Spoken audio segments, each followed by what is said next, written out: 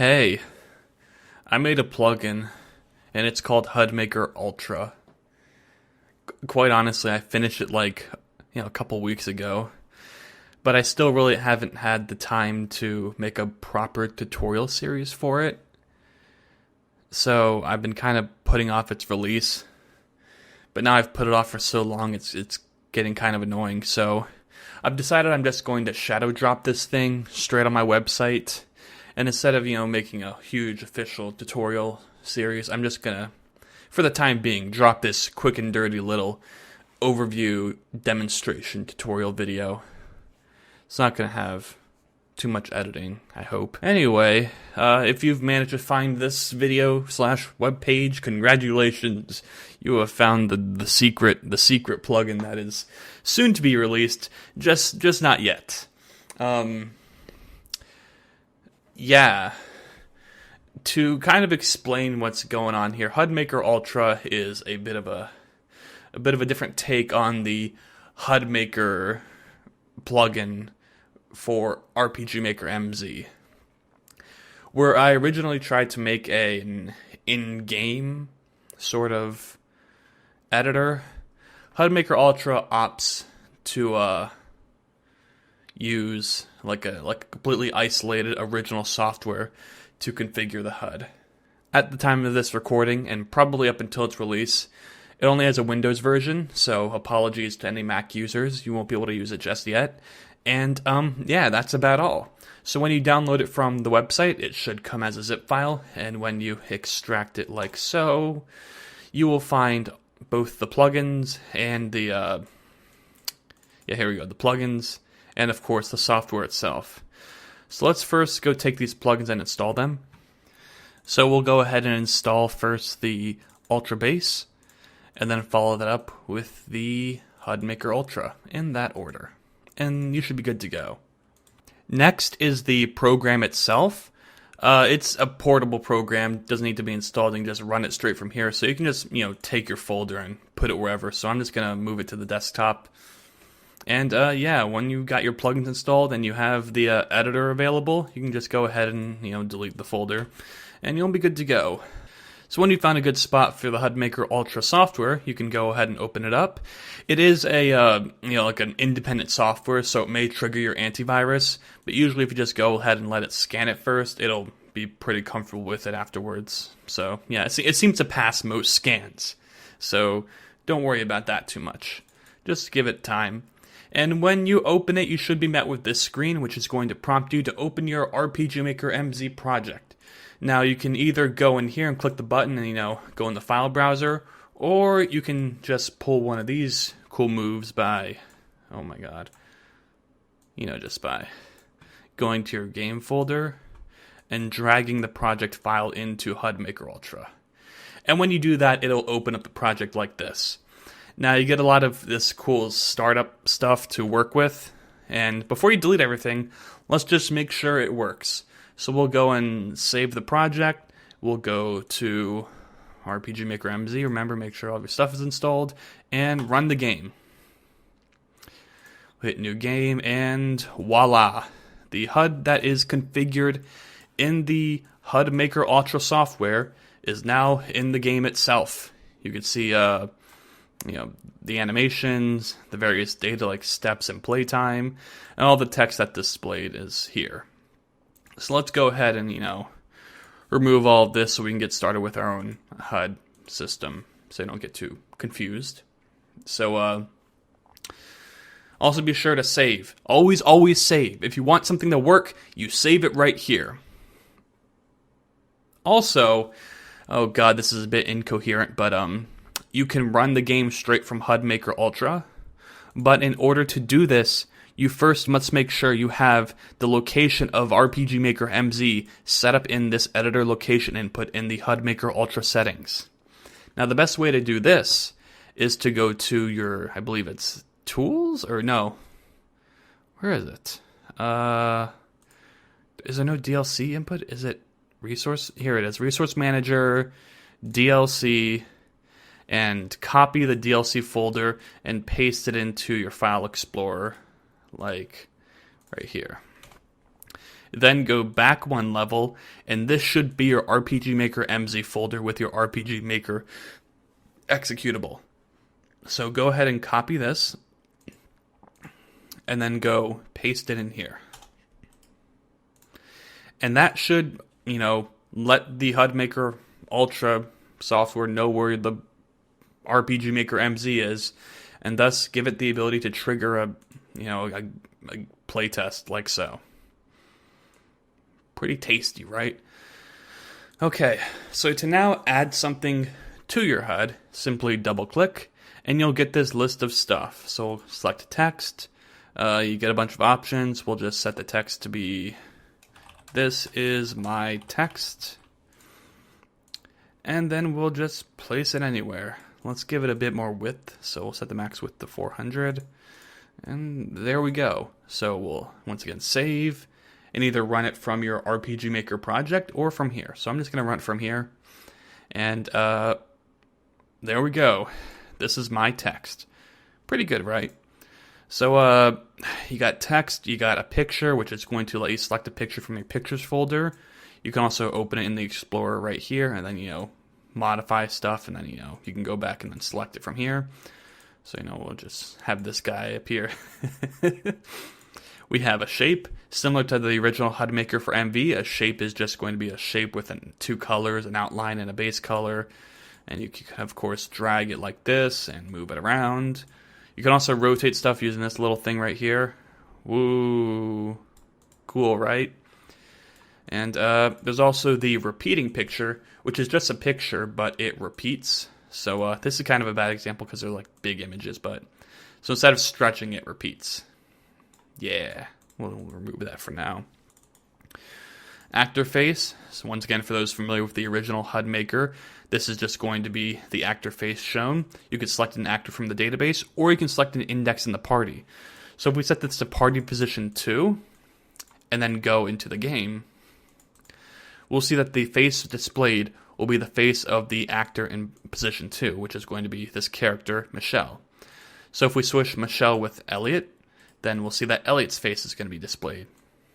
So, yeah, that's how it works. As you can probably tell, a lot of the sort of inputs have been revamped. It's now not just like, a code input. You now get like a list of stuff to work with. So in the text, you can have a plain text, some general information such as, I don't know, the amount of playtime there is, or a switch, a variable, any of the actors' data, including their name and stuff, and enemy, etc., etc. So that's one huge improvement in HUD Maker Ultra. Yeah. We also have, you get the point. We have gauges. We have the picture gauge. The picture gauge format is a bit different. It uses a background, then like the gauge itself, then a foreground image split into thirds from top to bottom. I don't have an example with me, and quite frankly, I don't care enough to fix this tutorial at this point because this is already a clusterfuck. So we're just going to keep going. An icon is, as you can imagine, an icon from the icon set. You could select any custom icon set or use the default one like this, and then set the icon index right here. So we can set it to 12, and then we're going to get icon 12, which is nothing. Let's set it to 13. That's not going to fix anything. Let's set it to 32. There we go. Index number 32 is this. You can also, here's a better example of what you could do. You could set it to like the actor's, like, nah, screw it. You get the idea. This sets an icon index. We also have groups. Now here's an interesting thing. A group is like a container. So we can go over to our list right here and add things to our group. Now, as some of you may have noticed, the layer input has been removed because now layers are based upon the order in the list. To move items in the list, listen to me, listen. You hold right click and drag like that, okay? Got that? Now to add things to the group, we hold right click and like pull them over to the right side and then they're added. If you want to remove something, you pull it to the left and it's removed. Added, removed. Added, removed. Now, if something's added to the group, its position is now relative and like attached to the group itself. So if you want to create something like a whole system that's you don't want to have to remove, you would use this group system. So we'll take the shape, place it underneath the face like that, and now we have this kind of thing going on here. We can even add text. So we can actually take the text, put it right here, set the text to be the actor name. So we'll go to party member number 2, name, and boom. Now if we go back into the game, you'll see that it is drumroll Michelle. Or if we switch with Elliot, oh my god, it's Elliot, yeah. So yeah. Window, this is literally just a group, but it has a window skin. So, you can attach like this icon, for example. So we'll just go here, attach it, and now it's attached. Typically, we want to put stuff inside of the window. So let's go ahead and attach this group to the window. So I've got this like double attachment situation going on, and now it's all a part of the window. So that's pretty cool. Anyway, let me delete this and then go over animations. Actually, before that, let's go over display conditions. So instead of having a code input, you now have a list of conditions, which are based on presets, including code, if you really want to keep doing that. So you can set it to be based on a switch, select one of your switches. You can base it off a variable, select one of your variables. And you can base it off of other various conditions, like the player direction, your inventory, does it have a weapon, armor, etc., other stuff like, is it a play test? Are you in battle? Are you on the map? Stuff like that. And display conditions applied to a group thing, like a window or a group, affect all of its children as well. So yeah. Animations. Animations are just like they were before, except expanded a little bit. So if I go and create another shape, we'll make it something weird. We'll make it like purple and green. Go down like side of 4. And we'll do a bunch of things with this guy. So it's pretty self-explanatory. Open the animations, select a property, we'll do rotation, select a loop behavior, we'll do repeat, so it goes back from 0 to 360. And we'll say, just 0 to 360. Let's rotate that boy. And save and run. And here we go. There you go. I guess green wasn't such a good idea because you can't really see it, but there it is. You see him rolling. They hating. So you can actually, there are actually component exclusive attributes for animations.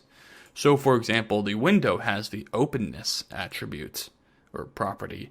So we can set this to start at 0 and end at 100%. Run at the beginning, so now we can get this little like window opening animation when we start the game. There we go. Now if you want to give it a bit more pizzazz, we can go ahead, make it a bit faster, make it 30, give it an easing curve, give it the bounce, ease out, and then we'll see this in action.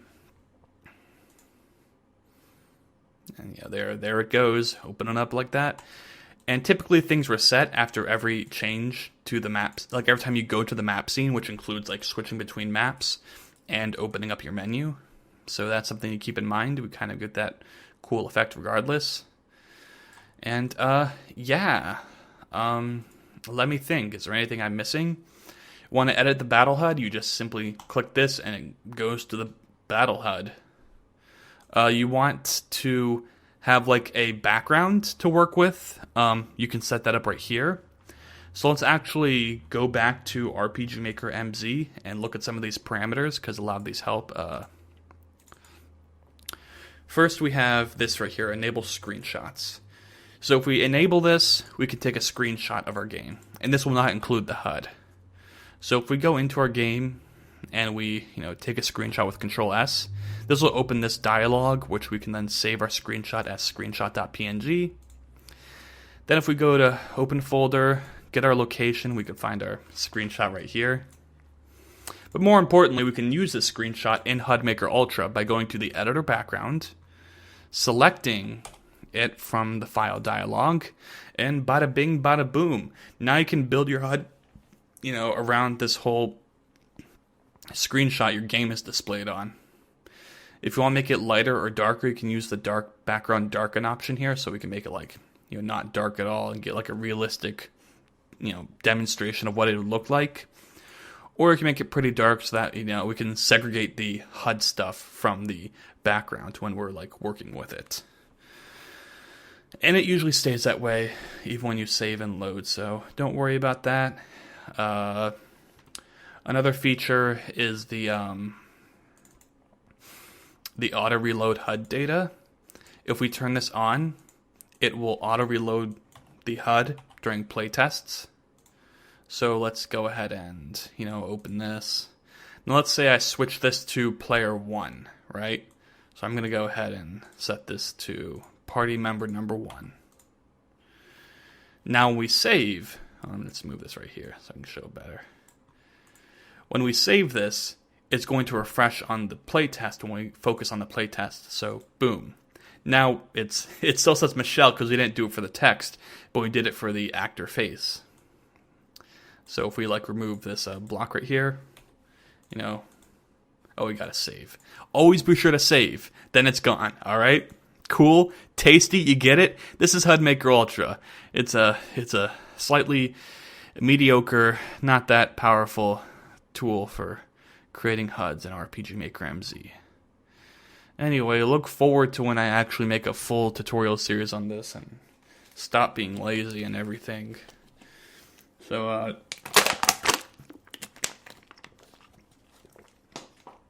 yeah. Thanks for watching. Bye-bye.